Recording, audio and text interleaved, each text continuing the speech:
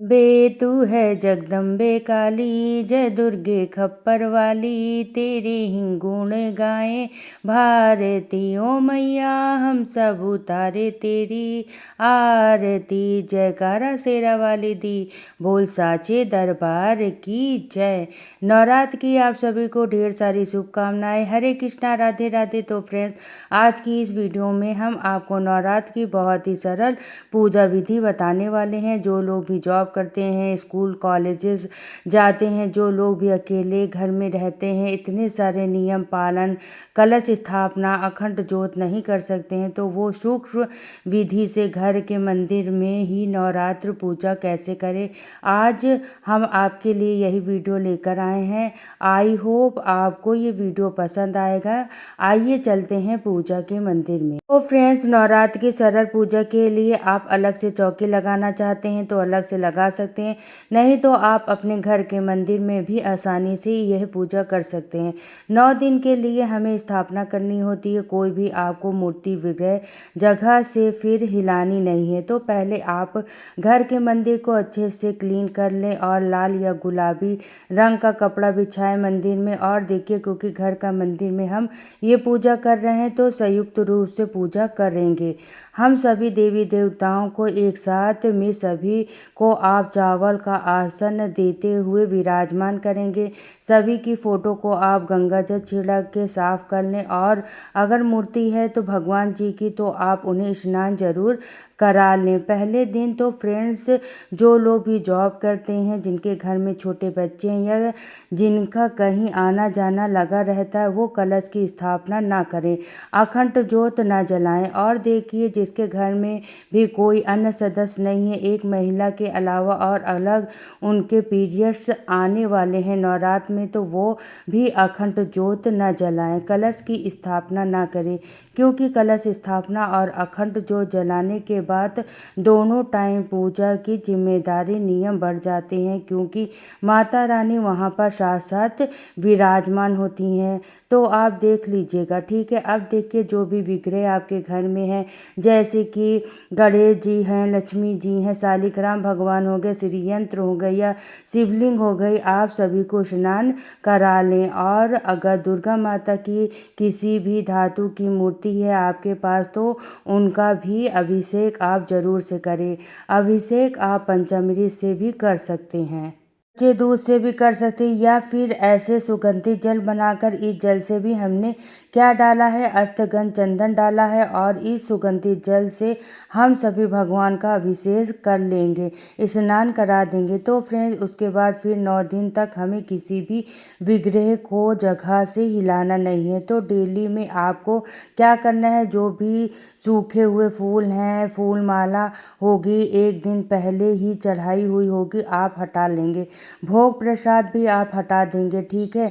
नया भोग लगाएंगे। सुबह शाम दोनों टाइम दिया जलाइएगा, आरती करिएगा। जो भी पाठ आप अपने नियम लिया है वो पाठ कर सकते हैं, ठीक है। तो यहाँ पर देखिए, थोड़े से गुलाब की पंखुड़ी हमने डाल दी है, तो ये हो गया भगवान का सुगंधित स्नान। ये आपको पहले दिन ही कराना है, ठीक है। चलिए, पूजा के बीच बीच में जो राज से संबंधित जो सवाल पूछे गए हैं, उनके जवाब भी मैं आपको आज की ही वीडियो में दूंगी। तो किसी ने पूछा था कि उनके घर में डॉगी उन्होंने पाला हुआ, क्या हम उनके लिए नॉनवेज घर में लाकर खिला सकते हैं? तो नहीं, बिल्कुल नहीं। नवरात्र में 9 दिन आपने चाहे साधारण तरीके से पूजा की है या कलश स्थापना की है, लेकिन नॉनवेज गलती से भी घर में नहीं आना चाहिए। दूसरा, किसी ने सवाल किया, क्या नवरात्र में हम पूजा वाले कमरे में झाड़ू पोछा नहीं लगाना है? तो नहीं, बिल्कुल नहीं, ऐसा नहीं करना चाहिए। बिल्कुल साफ सफाई होनी चाहिए। बस झाड़ू का प्रयोग हम वहाँ नहीं करेंगे जहाँ हमने माता की चौकी लगाई है या हम जहाँ नवरात्र पूजा कर रहे हैं, ठीक है। क्योंकि झाड़ू पूरे घर में लगाई जाती है तो वो थोड़ा अशुद्ध माना जाता है, इसलिए आप मंदिर का कपड़ा अलग बना के रखें, उसी से आप वहाँ पे साफ सफाई करें। अब देखिए, यहाँ पर हमने सभी शिवलिंग को विराजमान किया है, फूलों का आसन देकर शालिग्राम भगवान को भी हमने उनके सिंहासन पर विराजमान कर दिया है। लक्ष्मी गणेश भगवान जी के लिए हम यहाँ पर चावल का आसन देंगे। चौकी पर हमने कपड़ा पीले रंग का बिछा दिया, अब इस पर स्थापित करेंगे। और अगर आपने गणपति जी नहीं है तो आप सुपारी या कलावा लपेटकर गणपति जी बना सकते हैं। और कोशिश करें कि घर के मंदिर में सभी भगवान की एक एक ही फोटो मूर्ति हो, ठीक है। अब जैसे गणपति जी की मूर्ति है, लेकिन जैसे शिव परिवार के साथ भी गणपति जी बने हुए हैं तो वहाँ बात अलग है, लेकिन मूर्ति एक ही होनी चाहिए, ठीक है। अब यहाँ देखिए, लक्ष्मी जी के चरण को भी हम गुलाब की पंखुड़ी के ऊपर विराजमान किया है। अगर आपके घर में लक्ष्मी जी के चरण हैं तो आप उनका पूजन जरूर करें, और अगर आप लाना चाहती हैं तो इस नवरात्र आप ला भी सकती हैं। लक्ष्मी जी के चरणों का पूजन हम सभी को करना चाहिए, जिससे माता बेहद प्रसन्न होती है। हमें देखिए, छोटी सी चौकी पे सभी को विराजमान कर दिया है, और अब हम बनाएंगे यहाँ पर चावल से स्वस्तिक। फ्रेंड, नवरात्र में आपको स्वस्तिक जरूर बनाना है। जब कोई आप कलश की स्थापना नहीं कर रहे हैं, आप अखंड जोत नहीं जला रहे हैं, आप ज्वारे नहीं उगा रहे हैं, तो आपको यहाँ पर एक स्वस्तिक, चाहे आप हल्दी रोली से बनाएं, आप मंदिर में, या फिर आप इस तरीके से चावल से भी बना सकते हैं। इसके ऊपर आप रोजाना 9 दिन तक सुबह शाम एक दिया घी का जरूर जलाएं। यह आपके घर में बहुत ही शुभ फलों को देने वाला है। और जो लोग भी घी का दिया नहीं जला सकते हैं, वो यहाँ पर तिल के तेल का इस्तेमाल कर सकते हैं पूजा में। तो सबसे पहले हमने धूप दीप जला लेना है। और अगर आप व्रत शुरू करना चाहते हैं तो बिल्कुल आप इस बार व्रत शुरू कर सकते हैं। नवरात्र की पूजा 9 व्रत न कर सके तो एक पहले स्थापना के दिन कर लें, और एक आखिरी अष्टमी के दिन व्रत कर लें, ठीक है। और देखिए, दीपक में आपको 1 चुटकी हल्दी डालनी है, 1 चुटकी आप रोली डाल दें, और थोड़े से आप अक्षत डाल दें, और 1 इलायची डाल दें। और कोशिश करें माता की पूजा में जो सूती कलावे होते हैं उसी की बाती, यानी कलावा वाली बाती ही जलानी है। ये बहुत ही शुभ माना जाता है। तो सबसे पहले हमने दीपक का पूजन कर लेना है, पुष्प अर्पित कर दिया है। दीपक हमारी पूजा का साक्षी होता है। अब आप संकल्प ले सकते हैं व्रत करने का, या कोई भी नियम आप नवरात्र में लेना चाहते हैं तो आप ले सकते हैं। और माता का आह्वान करें कि माँ, आप मेरी पूजा में आए, जो भी मैं आपको धूप दीप भोग प्रसाद अर्पित करूं वहाँ आप स्वीकार करें, मेरे घर पर अपनी कृपा बनाए रखें। और सबसे बड़ी बात, माता से विनती करें, माँ पूरे 9 दिन की पूजा मेरी बिना किसी विघ्न बाधा के पूर्ण हो, क्योंकि बिना माता की कृपा से ये सब संभव नहीं है, कोई ना कोई अड़चन आ जाती है। इसके बाद देखिए, सभी को हमने वस्त्र रूपी कलावा अर्पित कर दिया है। अगर आपके गणेश जी बड़े हैं तो आप उन्हें चुंदरी पहना सकते हैं। अब हम सभी को यहाँ पर अष्टगंध चंदन से तिलक करेंगे। देवी माँ को आप हल्दी से, रोली से, कुमकुम से तिलक कर सकते हैं। शिवलिंग, शालिग्राम भगवान जी को अगर आपने मंदिर में है तो आप उन्हें चंदन ही लगाइए, ठीक है, उन्हें हल्दी और रोली नहीं लगाई जाती है। इसके बाद किसी ने सवाल किया था कि क्या हम बिना व्रत के कलश की स्थापना कर सकते हैं, तो जी हाँ, बिल्कुल आप कर सकती हैं, लेकिन आपको ध्यान रखना है कि पूर्ण रूप से शुद्ध सात्विक रहना है, ब्रह्मचर्य का पालन करना है आपको, और घर में किसी भी तरह का प्याज, लहसुन, मांस, मदिरा का सेवन नहीं होना चाहिए। सुबह शाम आप जब भी पूजा करें तो शुद्ध अवस्था में हो, साफ वस्त्र पहने हो, स्नान किया हो, ठीक है। और जैसा कि मैंने बताया कि अगर आप नवरात्र में कलश स्थापना या फिर आप अखंड ज्योत जला रही हैं तो आपकी पूजा रुकनी नहीं चाहिए। अगर मान लीजिए कोई भी इमरजेंसी हो जाती है कि आपको जाना ज़रूरी है, तो आपको अपने घर में किसी और को सौंप देना होगा, किसी ऐसे सदस्य को जो दोनों टाइम माता की आरती कर सके और भोग लगा सके। तो इसलिए कलश स्थापना और अखंड ज्योत आप बहुत ही सोच समझ के जलाइए। इसके नियम बहुत ज़्यादा होते हैं, और आप नहीं तो इस सरल विधि से पूजा करिए जैसे कि मैं आपको दिखा रही हूँ। तो देखिए, हमने सभी को हल्दी से, चंदन से तिलक किया है, और अब हमने माता को यहाँ पर सिंदूर लगाना है, और जो सिंदूर उंगली में बच बच जाए। अगर आप सुहागन हैं तो आप अपनी मांग में जरूर लगाएं। इसके बाद देखिए नवरात्र के पहले दिन या अष्टमी के दिन आपको माता को सुहाग सामग्री जरूर चढ़ानी चाहिए। तो माता को सुहाग सामग्री क्या कुंवारी कन्या चढ़ा सकती हैं? तो जी हाँ, बिल्कुल चढ़ा सकती हैं। और पूछा गया क्या जो पुरुष लोग होते हैं वो सुहाग सामग्री चढ़ा सकते हैं? अगर आपकी पत्नी पीरियड की अवस्था में है या पूजा करने लायक नहीं है तो आप उनकी जगह पर माता के पास सुहाग सामग्री रख सकते हैं। ठीक है।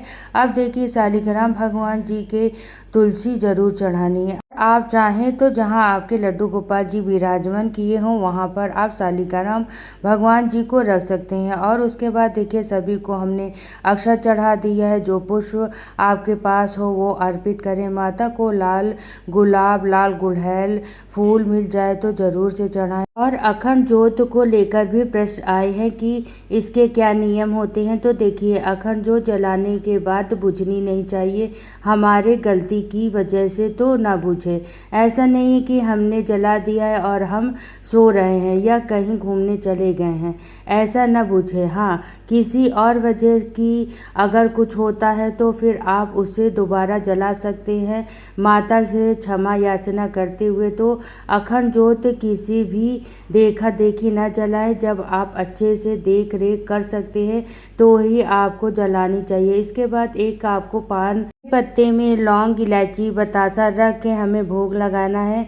दूध से बनी हुई मिठाइयों का भी आप भोग लगा सकते हैं। मान लीजिए पान का पत्ता नहीं है तो कोई दिक्कत नहीं, आप केवल बतासे के ऊपर 2 लौंग रख दें, माता को भोग लगा दें। भोग के साथ में आप जल जरूर होना चाहिए। अच्छा, आप सूक्ष्म रूप से जैसे कलश की स्थापना कर सकते हैं। जैसे कि एक पात्र में आप जल भर के रख दें और उसके ऊपर 1 लोटा रख दें, उसमें चावल भर दें और उसके ऊपर 1 या 2 का सिक्का रख दें और उसे जल को आप फिर आपको हिलाना नहीं है 9 दिनों तक। लेकिन अगर आप ऐसा नहीं रखना चाहते तो कोई दिक्कत नहीं है, बस घर के मंदिर में 1 लोटा जल जरूर होना चाहिए। तो अगले दिन आप उस जल को पेड़ पौधों में डाल दें, फिर 1 लोटा जल, साफ जल आप भर के रखें। इसके बाद आप माँ दुर्गा चालीसा कर सकते हैं, दुर्गा सप्तशती का पाठ कर सकते हैं, जो भी आप करना चाहते हैं। ठीक है। इसके बाद देखिए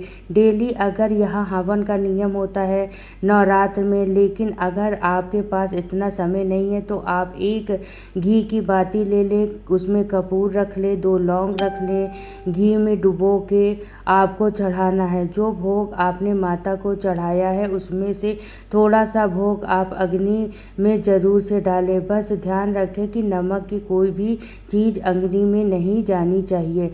मीठे का भोग लगाना है। तो इस तरीके से आप सूक्ष्म विधि से हवन हो जाएगा और इस लौंग कपूर से हम माता जी की आरती कर देंगे और पूरे घर में आपको ये आरती जरूर से घुमानी है। घंटी बजाए पूरे घर में गंगा जल आपको जरूर छिड़कना है, जिससे आपका पूरा घर शुद्ध और पवित्र हो जाए और नकारात्मक ऊर्जा घर से बाहर चली जाए। और डेली पूजा सुबह शाम आपको माता की ऐसे ही धूप दीप जला के आरती करनी है, पूजा पाठ करना है, भोग लगाना है। इस सरल विधि से आप घर के मंदिर में ही अपनी पूजा को कंप्लीट कर सकते हैं। इसके बाद देखिए कुछ दक्षिणा हमें चढ़ानी होती है। तो आप चाहें पहले दिन आप चढ़ा दें, आप चाहें तो 2-5 का नियम आप पूरे 9 दिन में ले सकते हैं।